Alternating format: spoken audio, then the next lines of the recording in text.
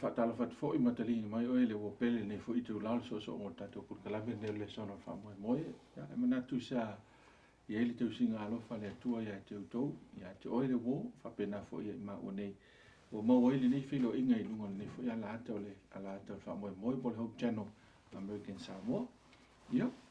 I eile anga le leo le atua I lau whaafonga anga. A o tatou ta pena fo I e whaafonga. Ia.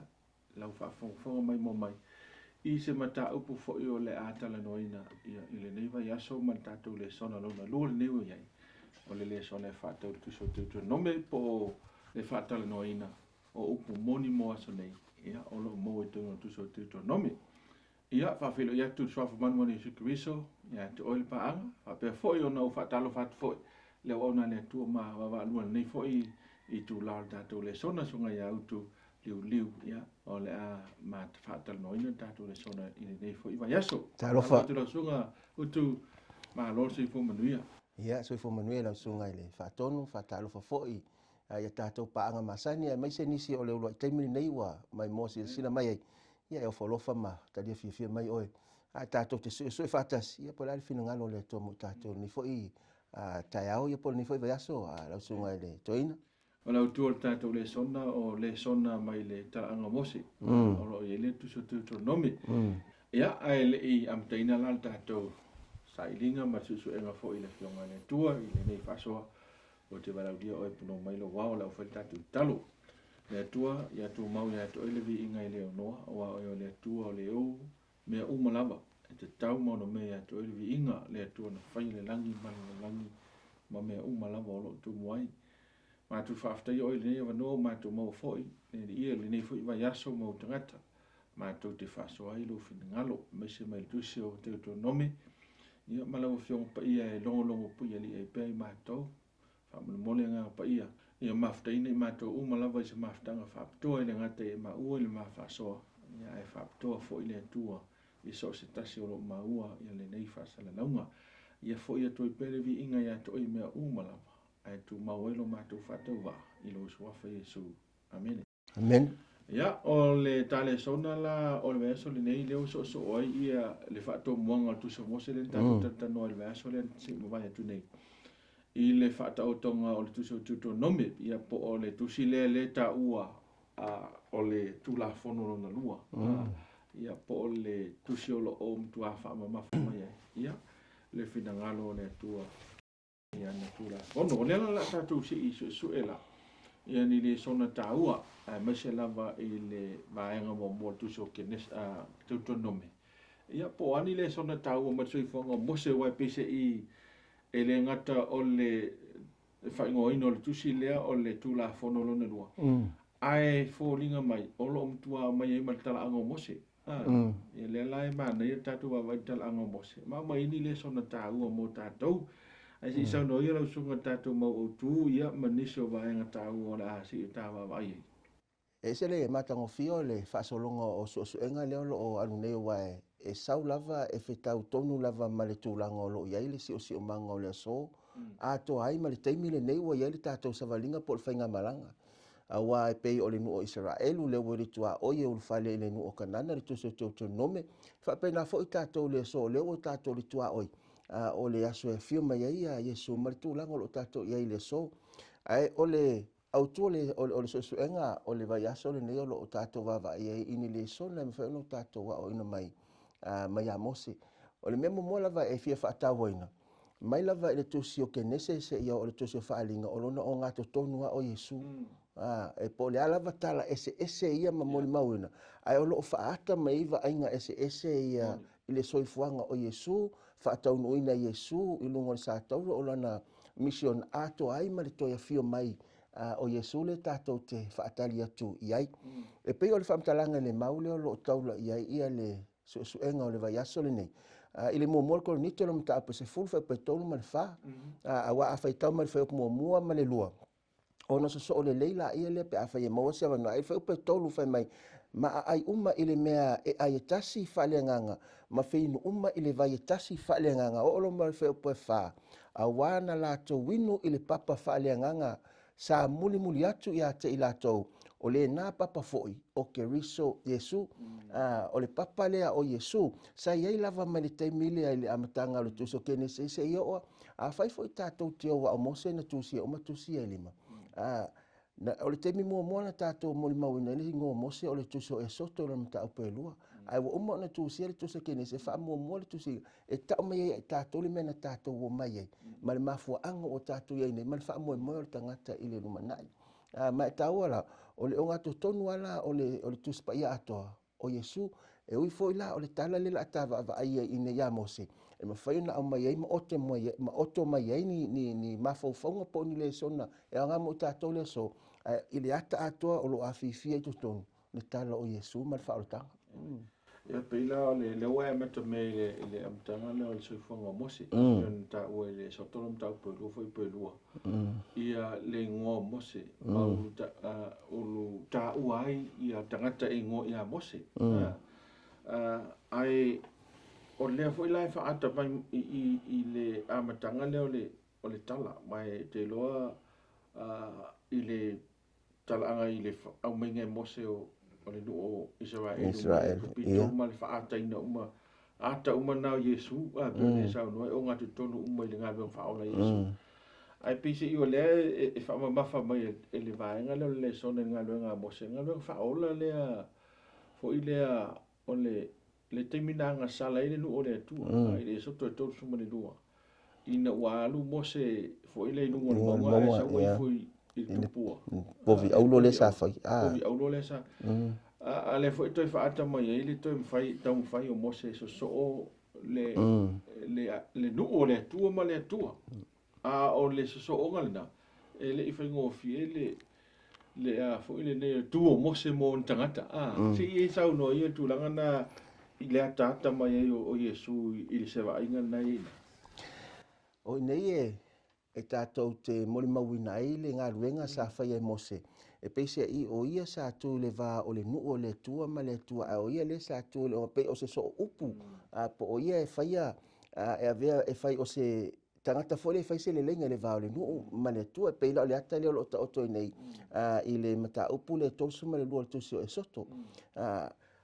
Ele i leva lava o na umana wheta lai le tua li no o Israelu. Aua to te whai mo o tau se tupua uata. Po o se whaatuso se isi mea. Ai fo e mai Mose. Ola ua ifo atu le tupua. Oro le sa whaia ele Arona ma tu whaatasia ma whaia ele tupua. Oro ma ua ifo iai ma ua tāpua iai ia le no o le tua. A le fo ina lato whai mai le mata upu e se furuma le iwa. So se me whetalai mai e le tua ma tau te whaia. Ili whea ngai ngane na whai runga le mongo sinai. Toi o ma mta upu e losu ma wha e te maua. E fo le wha mtalanga po le tali lava le ale no o le tua. Lato te whaia le me whina ngalo le tua. A lea ua le umia. E le iai se mamao te le po se umi. A fo e mai ua ifo i le tupua. Ili whai upa se furu. O te mana ave iai ia la ia ri tātou soenga i le tai auli nei. Lea la o whai tau inatu ia whaamtalanga ne lo o ta oto e whai upu e se fulu. O le tuso e soto le nāma ta apa tosu mai lua tātou te le i o e whai upu ia o lo o whaatawa ina. I soenga o le so.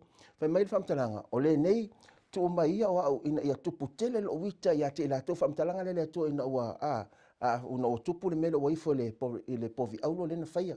Mai o le nei tu o mai ia o au. Ina ia tupu tele lo wita ia te ilatou. Ina ia o wha o matia ilatou. O te whaia oi manu tele. O inei tātou te iloai. O leo wa mai le atua le vanoa. E whaatau nua ia Mose folfolanga na whaia a Aperamo. E whaatupuina. Le wha mele atua le la o kanga e ese nule. A le a whai oi manu tele. A e whaafunga la. Ele Italia e Mose. Wa fesili. A mo tātou. Whaamata pe ana o tātou. O le ala e se tākou kan. Yo nga o fai mea le to la o fai la o fa mongia la o la fa fa ngol o ni o me mo o solo ia ma ga la ko nga ai te fai tau ele tali Mose na tali ia Mose fai mea fa mtalanga Mose le to so ai mai no tu oi o e fai le tu langa le o le ala to fisilingia ia na to fa atonga Mose mo le no le to o le atali o le tai ua whaapa ia ina ma whao ngai na le tua. E tū mo tangata e le tū ia moia. Le ta o ngā ruenga le leile na whaia e Mose awa na whetarai le tua.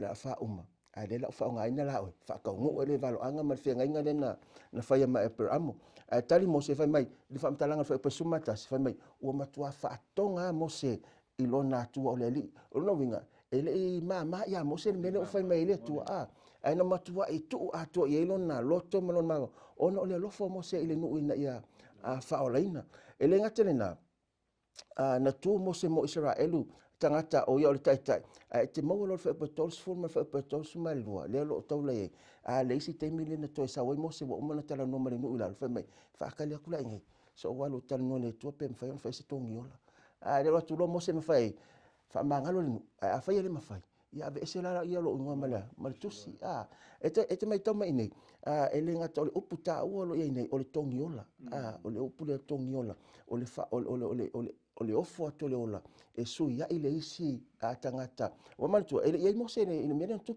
ele ia sala Mose o Mose sai no le mo ale tu pul fa feta o le no le tu ele ia lamos ale o fili Mose e ofo atu ia e fai matongi ola ale ai ia ese no ngwa male maltu si ale tar fi Natalia ele tu le le awen mal tar sanga por ai oi a Mose o le atali o Yesu mo tato o Yesu o lo tato pulu vanga le va tato ma le tua o lo ave o ia mo tato lo ia sili e lo tu mo tato o le temi tato te pa uma vai ai o le temi na tu lai mai Yesu e tu mo tato e so ine ma fai o na mo tato le man malo ma fa o le ina tato le so e fi mai ia malesi me o le atale ana mali le mai temi Mose o le afo o le loto mali o loto mali lava fili lava Mose i se filifilinga ai min ia te lava ia ele fai ngofi e o ile tua o le na ta no Mose ile fai atol tangata ave se la lo kusi no ngoma kusi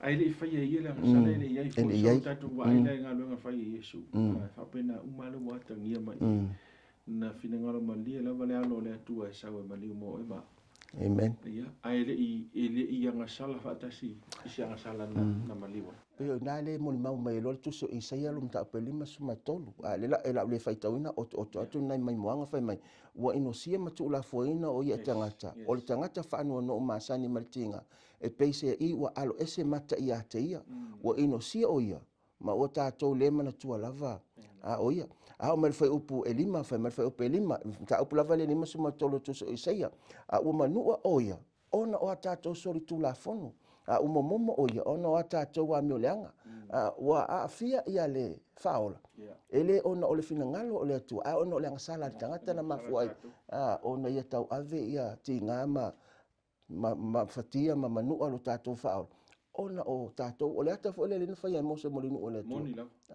no filifili a Mose po le alo na tau nuunga ia fa sa o loto ma ia ola ia le nu o Israel o le ngaruenga le nana fai Mose mo le nu o le tua i teimi mal fai nga malanga le na sa vali ai le ala asita be ia tu le si vaenga ta ua le o le ta fasoa o le tulanga i le valo anga i le tutonome mo ma fai po tolu le fa se fu waso le por fasu tu sanga nam tua tau nu le ia e pe ono valo ia e le tua ele ngatala le utava ai i le fa tau nu ina o le tasileva ainga o Yesu e ala i mena fai Mose ale foi la sitava ai i le tulanga fa valoanga tulanga e sila fia le tua ma o tu mta manga fo ele tua me uma tupu lona taimi si sa no fast food wa so le pole ale men tupu faftai awai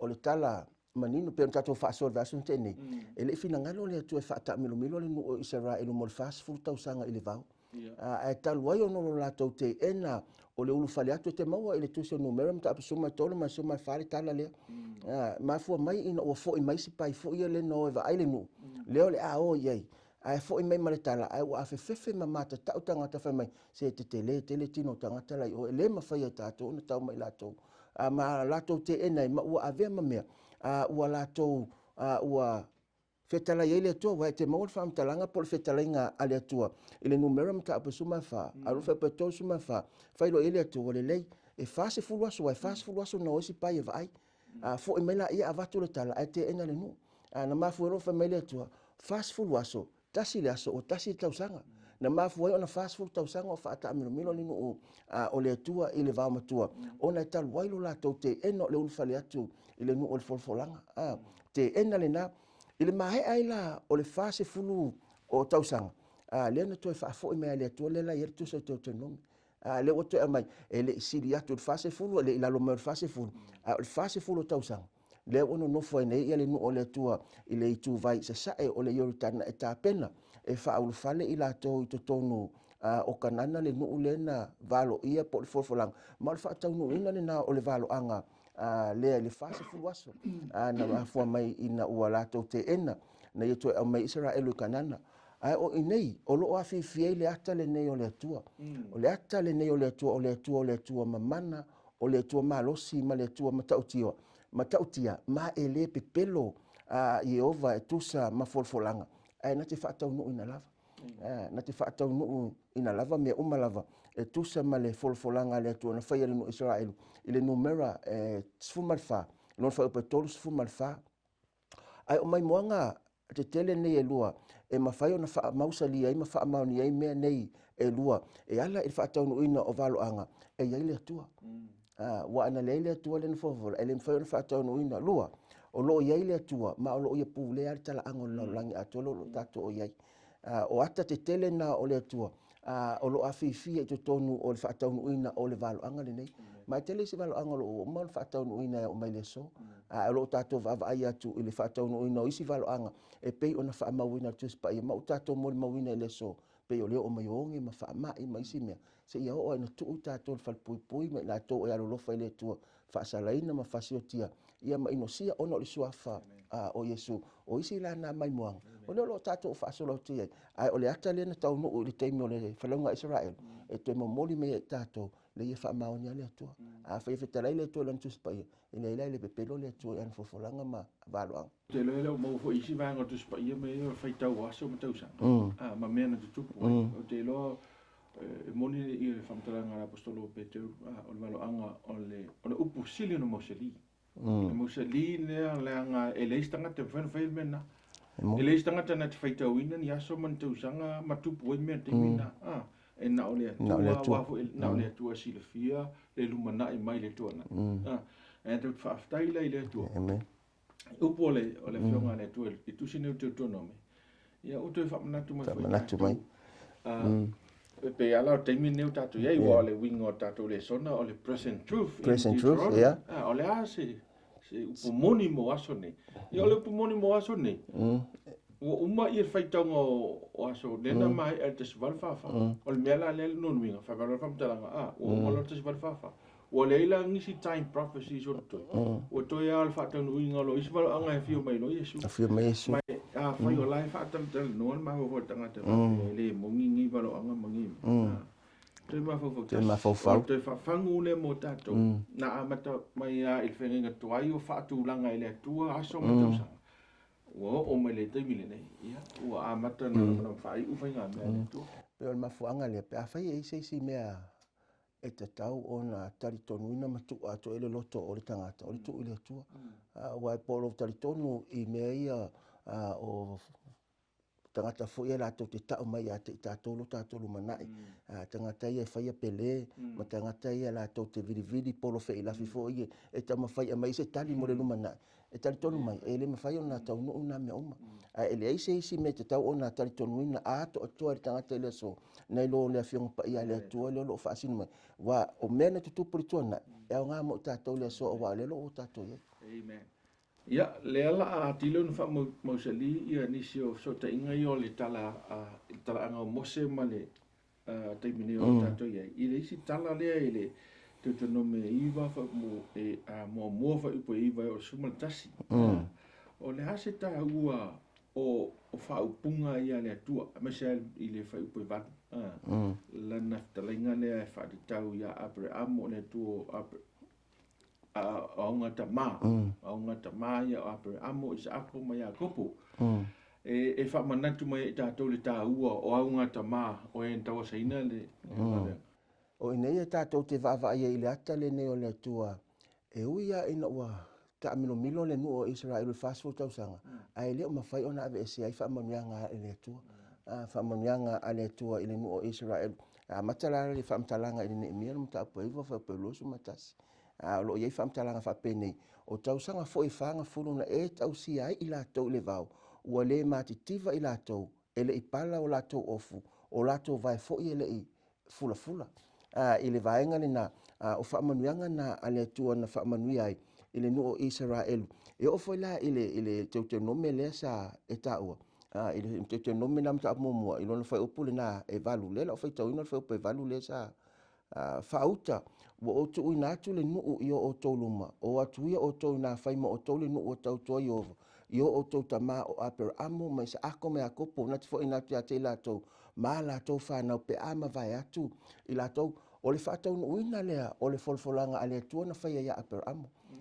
O le whaatau nuina lea, o le folfolanga a le tua na whaia ia Abramo, whaia Abramo, o te toi au mea lau whanau nei, whai mai le tua lena whetalainga ia Abramo, o lau whanau. O le anu nofo polonga i ai kupito mo le fase lau tausanga. Ai amaya, ona o te amaya lea o ila tau i nei, i le nuu le nei o kanana. Lea na whatau nuu i nei lea tua ina o te amaya le nuu lea, le tuso te nomi le tātou te vaa ai. Na toi amaya ia lea tua, le nuu ma whatau nuu i nei.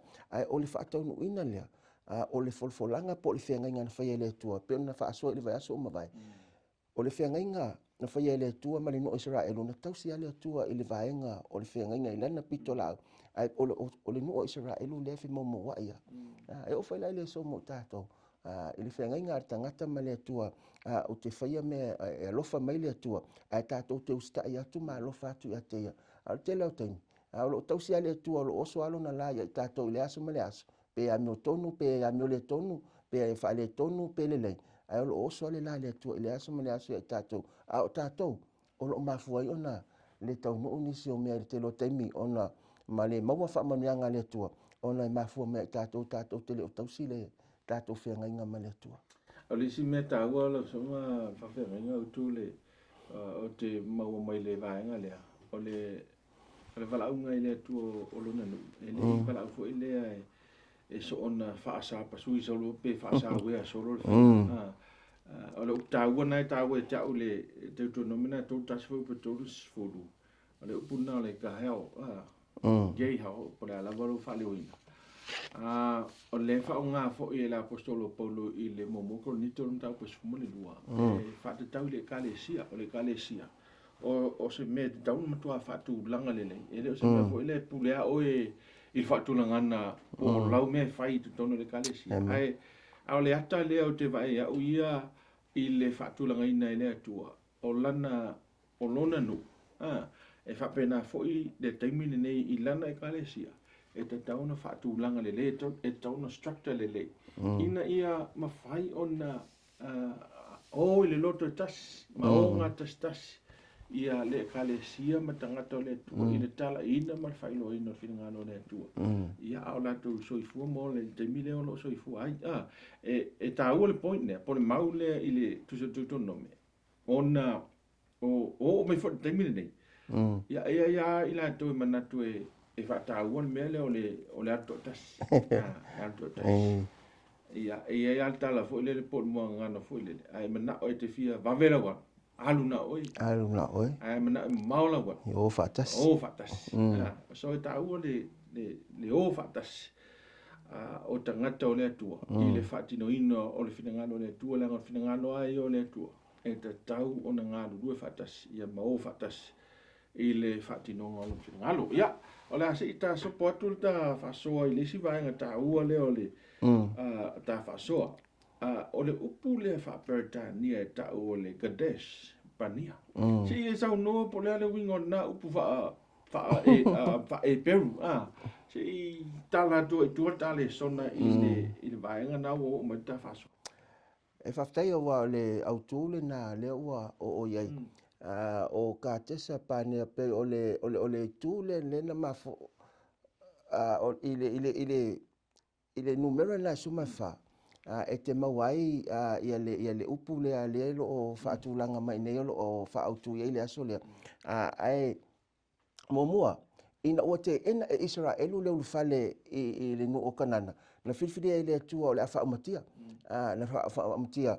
ia no wa nei le la atu e o ia le no o le atua le no ia si pai a to tu la atu Mose ma ave mpulvanga mo le no i le numero na so fa su tolu ma le suma fitu ona ave tala inu tua o i le lave ina le atua ma fa ola ma Israel me kupito faila e fa tau no le atua le tulanga le o le amoli mau mai ia no tua oi e peise i wa le mafai le atua ona taitai ia lona nu o le ata ato le ato le atua fa mangalo o nei fo ita to te mau le tulanga le na o le awala e ave ai ma malama Israel isi malo ele o mea la to te fai o me fai le atua mo la to pe la le ata le nei pe a o na fa mangalo ina i la to ele atua fa mangalo ina la ai me la se tu no isi malo le tua o ima va ai mai ya Israel fa mangalo le atua ona vivi ele o tangata ele atua ai lo Israel ona o fa mangalonga ale atua le o ia Israel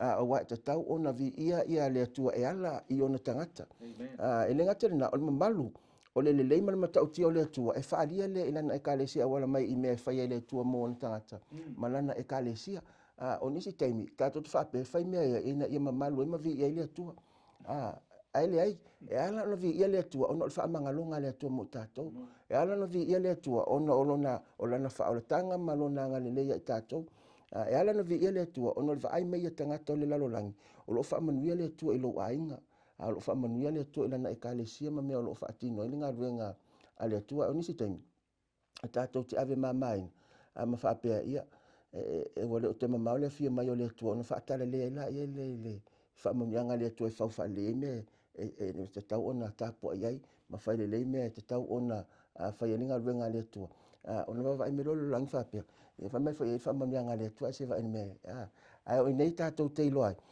o le mamalo le atua e ala le fa manuia me o le atua ma fa nga te tau e ati na elo na finangalo ta ua ia wa fa tala le al tangata ke usiano e le me le ole ma fo ia tato le sala e anai te mai me fo ie tau te manatu ia fa o so vai lua ia e fa misi pe faile fai se sori tu la fono fo le fai mai so tu la fon pai so tu la fono e ma ai o le sala ta ua le e persona to lu ale la pe ia na o fa tau fai la fa manatu o Lesona ia te tono o Lesona foi na te mi le to mela le persona le to foi posful ina ia i loa nei e ali sili ma le fai pule i mea o ilang ile kalesia vai ile kalesia le poto winga ese ole tua no winga ele i loa se tu lola ele i loa i mea la e mo il natua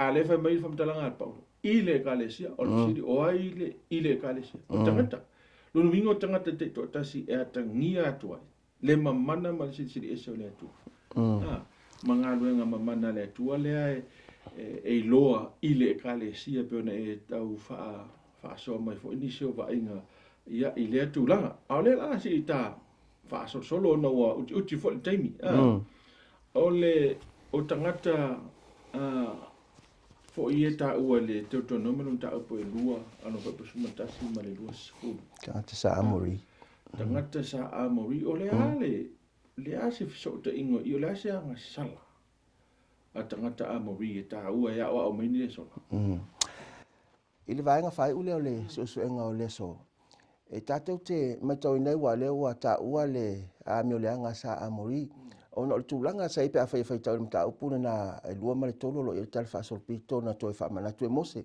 ma toe mea mane o lo toe fa manatu e Mose ni no o le tūl sa valinga mai a o le iur fale i le kanana fau le o lo ua iai o le tūlanga wa o le na ave ai ma ave ele sa vali o le file mu o mainia tau mea ai ma tau te whaatau ma tau te whaatau mea na pe ato o mai pe ato filfili tau te mai a peitai na te ena le nuu lea o sa amori le ave ai le na avatu ele nuu o le tua a wa pe a fai te fisili a fai tau le tau te nomina le luas fulu ma suma tase toi whaalau tele ai a le mta upu tau te nomina lua tau se fulu e te mau ai le tala na man ta foi pe los fuma le ono na foi pe tol se fulu le tala le o te tama fai fa pupu atu ono le ave ina ave o sa vale o filemu ena te ena e tangata ia na mafuai ona o ia ile le fa salanga fai lo le tu fasioti pe o to le tu ina tu la tu tolim fasioti le ngata o tangata to mamanu o fine matamaiti o fesili ai se ua fa fetala ye fa pele tua ma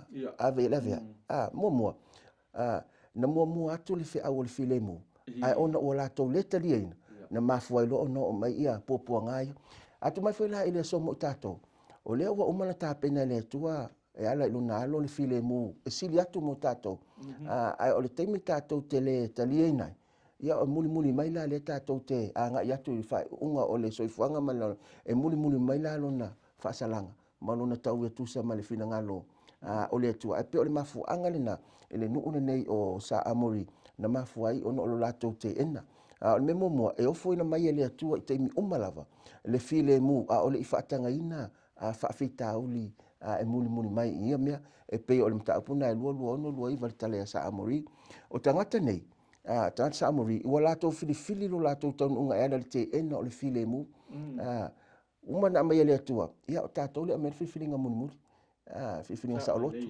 pe te fili talia pe le ai o le te ena la ia ona tu atu la o lo ia na tonu unga male me tupu ai e le ngata na o atu malo nei tulanga wa pe fa te fa tau kenisi suma lima suma leono e te mawai wa amata ona le ese sala mo o tangata nei wa amata ona fa ma au la to wa le to e pe tala foi masanita o feuta linga o fiwa e tala no atu i menei ai o matua pe ia o le mea fu le watu le spiritual pe o le tulanga na o ia le ia malo nei wa le ese sala mo wa le langona ina wa lata mai ia le ngata anga mal mutaanga o mea ile isi vaenga te fifa soai wa fisil o le ala nga sala mala mi o le anga samu ni le o mo o fa so atu al fisili mo e ma o fa pe fia mai la o ma o le so o tata talia e mal fa ma o ni le talo le file mule na mai e yesu mo i tato ia po tato fai lava le me tato te e loto ia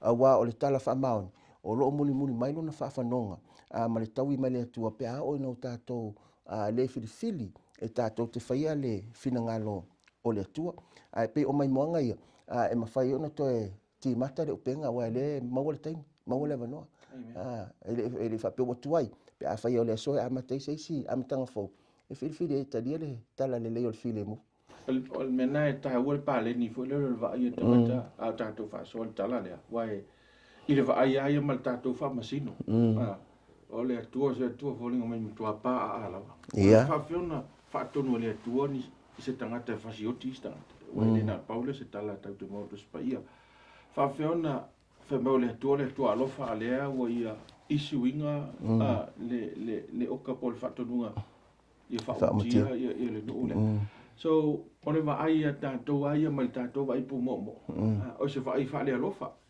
ai pe ona e ma u mai o le tua le te ta po o le tua e te le ma fuatia na ma ai me tu pu la langi nei ma no na alofa wai e tasi lo e ta pito tasi lo ta to i o winga i o le tua o le alofa ma le mio to ia ona te le lo fa le tonu la fa sino i no fu fa le tua wa te lo tangata ona pone wa na le to tonu ale tangata i le tua ona fa me fa tanga i le tua tinga popo ai o mai no langi ai o mai tangata le and the question is o tangata le so me su le tangata le ta to ma e le anga e mana o mia o mai ta to ia le fa tanga le tua mana o mia o mai ta to le tua and the more you understand God ole atilio na e sila ma e malama e finangalo le tua ele lo so e tusi va pene o lo malama fo ina na ile tali o le fafitau le fe ngata to e le tsinga le tua a ta lia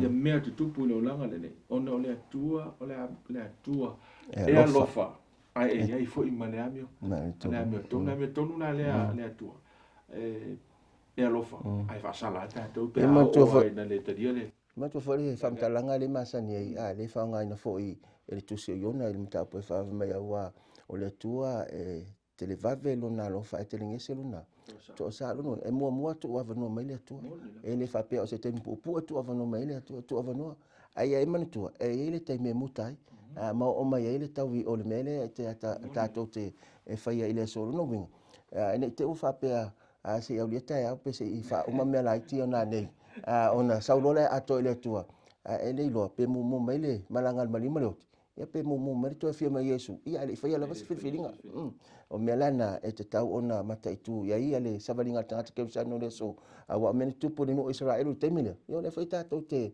fai ia le so ali se me to e fia fa so ia le fa o male ta so so ole fa nga ina ele tu o Mose ele o se tangata na atu o ma tu o Mose o tanga fa so kanga fa so tangata na no foi i e kopito mai fa so ma so la ma no fo ai na tu fa nga ele tu fa nga ele tu te ina ele no o Israel o ave se mai ile no polonga ma avea o yo se ta so tai fa mtalanga i mta abutoso ma fa to no fa mai na ma Mose ele vai na vai ele vai no na tino ana matua malosi ya Mose o le ata fole na o tangata pe o ina tu ato ile tua fa nga ina ile tua ele ngate nina e fa fo wina le malosi pe ole a eto pe fa tanga to so se ya ma lo fa after tele la sunga fa fa ngai mo tato fa so de lo tua ma na ni le sona ya mai le Talaaga le o Mose ma te tanto ele umai i fa so pe ona ile autu le fa ma le sona ile Talaaga o Mose ia o te iloa isi le sona mulmul mai ia o la toa faatupula ia lo silfia i le sona tau mai le tusi o teutonomi amen faamanuia le atua i lau faafofoga mai o le ani me ua le oo ia i le mafaasoma ma le ona le atua ia faatoe le agaga o le atua a lo matatalo ia hiʻu foʻi lenei faasoa ua atili ona e latalata atu i le atua amen pea lau faaiʻuga e te mulimuli i le atua ma ona tulaga ao tusa lava po afaigatā ma whawhita unu lo tātou whengai ma tātou i teimi nei o tātou iai. Hamanuia le atua, lau whai tātou te talo. Lo mātou te mai le rangi e fwoi atu pe a te oile vi inga, ma le whanei tanga, o le ta mau a inga. Amen. O lau o fionga o loo wha o ina i pei mātou, whaatala le ina i peo mātou te ngata i tā penai, mo le aso o lo toi fio whaadua mai ma lau whaamisinonga. Ia ai whape fwoi le atua le au nanga i ngā nuenga le leia ma whaiora mātou whaia a o mātou whaatani lo toi fio mai.